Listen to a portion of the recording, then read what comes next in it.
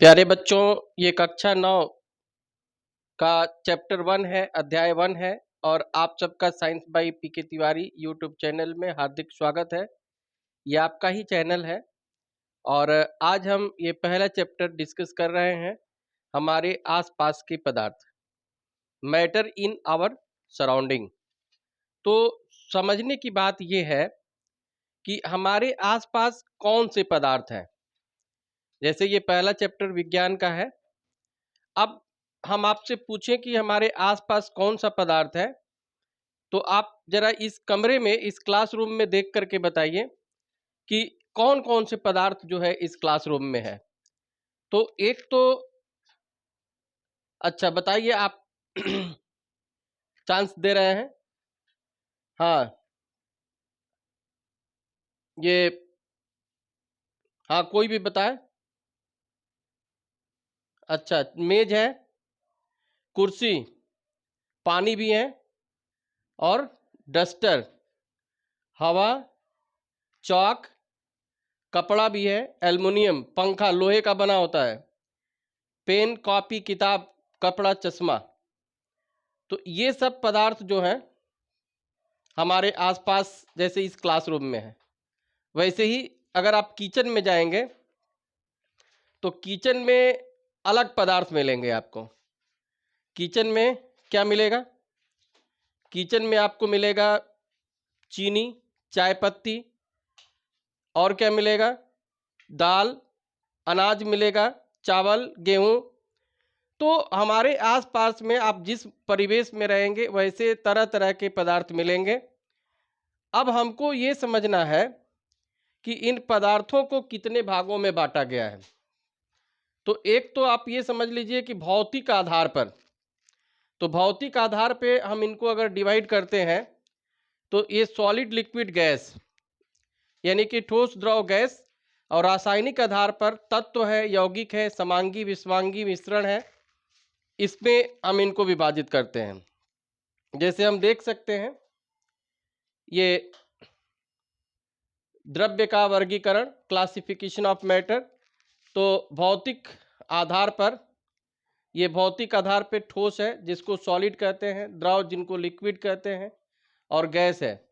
और रासायनिक संगठन के आधार पे एक शुद्ध पदार्थ है और मिश्रण है। तो शुद्ध पदार्थ में ये आपके तत्व आते हैं जिनको एलिमेंट कहते हैं, और कंपाउंड आते हैं इनको यौगिक कहते हैं। उसी तरह से मिश्रण दो तरह के होते हैं, समांगी और विषमांगी। तो समांगी जो मिश्रण होता है उसको होमोजीनियस मिक्सचर कहते हैं, अब विषमांगी को हेट्रोजीनियस कहते हैं। तो एक एक करके हम लोग ये समझेंगे कि ठोस क्या है, द्रव क्या है और गैस क्या है। तो अब जैसे ये आपको पीरियाडिक टेबल दिखाई दे रहा है, और पीरियाडिक टेबल में लगभग 118 तत्व हैं, और इसमें जो है कुछ सॉलिड है, कुछ लिक्विड स्टेट में है, जैसे ब्रोमीन है, गैलियम है। तो ये जो है द्रव अवस्था में है। अब हमारे आसपास के जो पदार्थ हैं उसमें कुछ ठोस है, कुछ द्रव है, कुछ गैस है। और ठोस का आप देख रहे हैं कि जो ठोस है, तो ठोस के जो कण है, ये जो ठोस के कण हैं ये बिल्कुल पास पास हैं, और द्रव के जो कण हैं ये थोड़ी दूरी पर हैं, और गैस के जो कण हैं ये और दूरी पर हैं। जैसे पानी है तो पानी क्या है? द्रव है। और बैलून में हवा भरते हैं, वो क्या है? वो गैस है। और ठोस, तो ठोस क्या होता है? तो ठोस जो है, जैसे आपका ये डस्टर है, या फिर ये मार्कर है, मार्कर, मार्कर भी ठोस है, काफ़ी कठोर है। तो इस तरह से, और इंक है, तो इंक क्या है? इंक जो है, इंक ये द्रव है। और जैसे ये आप देख लीजिए, ये पानी है, ये पानी, तो ये पानी जो है द्रव है। तो इस तरह से आप ठोस, द्रव, गैस के आधार पर तत्वों, ये हमारे पदार्थों का वर्गीकरण करते हैं। तो पदार्थों की मूल अवस्थाएं कितनी हैं? तो ठोस, द्रव, गैस, ये तीन मूल अवस्थाएं हैं। लेकिन प्लाज्मा और आइंस्टीन बोस कंडेंसेट, इसको दो को जो है ये पदार्थ की भौतिक अवस्था के आधार पर जो वर्गीकरण किया गया है उसमें सम्मिलित किया गया है। तो आइए समझते हैं ये ठोस के बारे में। अब ठोस, जो भी ठोस है, तो ठोस का क्या होता है? ठोस का ये निश्चित द्रव्यमान, आयतन एवं आकार होता है। जैसे मान लीजिए ये मार्कर है, तो मार्कर का द्रव्यमान, वजन जो है इसका निश्चित है। ये जब भी आप इसको तौलेंगे, वजन करेंगे तो निश्चित 1 ग्राम आएगा। आयतन भी इसका निश्चित है, बेलनाकार है तो हमेशा जो है इसका आयतन निश्चित होगा, आकार भी निश्चित होगा। असंपीड्य माने दबाने पर दबेगा नहीं, और कठोर है।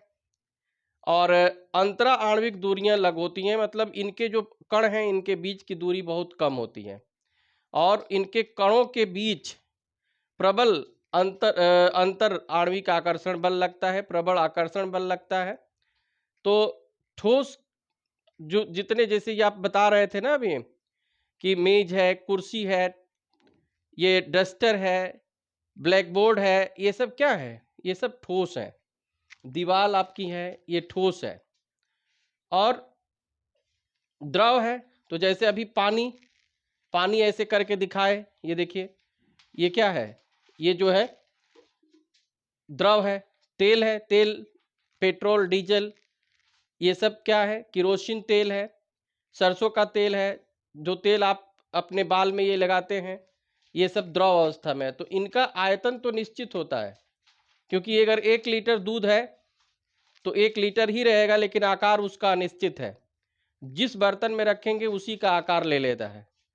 और इनके कण ठोस की अपेक्षा थोड़ी दूरी पर होते हैं। जैसे आप देख सकते हैं ये दूरी पे ये कण है, और इनके कण ठोस की अपेक्षा दूरी पे होते हैं। इनके बीच जो आकर्षण बल लगता है वो ठोस से कम होता है।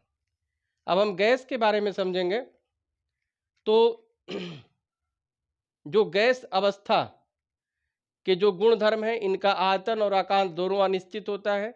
गैस को जिन आकार में डालते हैं उसी पात्र में फैल जाता है। इनके बीच जो आकर्षण बल है बहुत ही कम होता है, और दूरी बहुत ज़्यादा होती है। जैसे आप इनके गैसों के पार्टिकल के बीच दूरी बहुत ज़्यादा होती है। उसके बाद है ये प्लाज्मा। तो प्लाज्मा के बारे में हमको ये समझना है कि ये प्लाज्मा जो होता है, जैसे कोई गैस है, तो गैस को बहुत ज़्यादा जब गर्म कर देते हैं तो आयनित रूप में आ जाता है, आयनीकृत हो जाता है। जैसे फ्लोरोसेंट ट्यूब है, नियॉन बल्ब है, इसमें प्लाज्मा होता है। तो आयनीकृत गैस को ही ये प्लाज्मा कहते हैं। और गैस के स्वभाव के अनुसार प्लाज्मा में एक विशेष रंग की चमक होती है। प्लाज्मा के कारण ही सूर्य और तारों में चमक होती है। उच्च तापमान के कारण ही तारों में प्लाज्मा बनता है। तो बहुत ज़्यादा अगर हम इनको ताप देते हैं तो इसमें एक विशेष प्रकार की चमक आ जाती है, और ये अत्यधिक ऊर्जा वाले और अत्यधिक उत्तेजित होते हैं। तो प्लाज्मा भी भौतिक आधार पर पदार्थ का जो है एक वर्गीकरण किया गया। तो और उसके बाद बोस आइंस्टीन कंडेंसेट है। तो बोस जो 1920 में जो हमारे भारतीय वैज्ञानिक सत्येंद्र नाथ बोस ने ये पदार्थ की 5वीं अवस्था को बताया था, लेकिन चूंकि भारत उस समय गुलाम था तो अंग्रेज या अन्य देश के वैज्ञानिक मानने को तैयार नहीं थे। जब आइंस्टीन के पास उनकी थ्योरी भेजी गई तो आइंस्टीन ने कहा कि बिल्कुल सही है, और जो है इसी आधार पर इसको हम बोस आइंस्टीन कंडेंसेट कहते हैं। और ये बहुत कम तापमान पे किसी, जैसे मान लीजिए हवा है तो हवा का 1/1 लाख कर देंगे, और ऐसे जो है घनत्व वाली गैस को जब बहुत कम तापमान पे ठंडा करते हैं तो ये BEC बोस आइंस्टीन कंडेंसेट तैयार होता है। इसके लिए 2001 में अमेरिका के एरी के कॉर्नेल, उल्फगैंग कैटरले और कार्ल ई वेमेन को बोस आइंस्टीन कंडेंसेट के लिए नोबेल प्राइज भी मिल चुका है। तो ये भी पदार्थ की एक 5वीं अवस्था है। तो इस तरह से आप देख रहे हैं science by PK Tiwari YouTube channel, और इसको और डिटेल्स में हम डिस्कस करेंगे। अभी आप जो है एक चूँकि क्लास 8 से क्लास 9th में गए हैं तो आप लोगों के लिए ये एक प्राइमरी स्टेज है, इसको और भी डिटेल्स में हम आप लोगों को समझाएंगे। तो आप देखते रहिए साइंस बाय पी के तिवारी यूट्यूब चैनल, और अगर सब्सक्राइब नहीं किए हैं तो आप कर लीजिए। Thank you.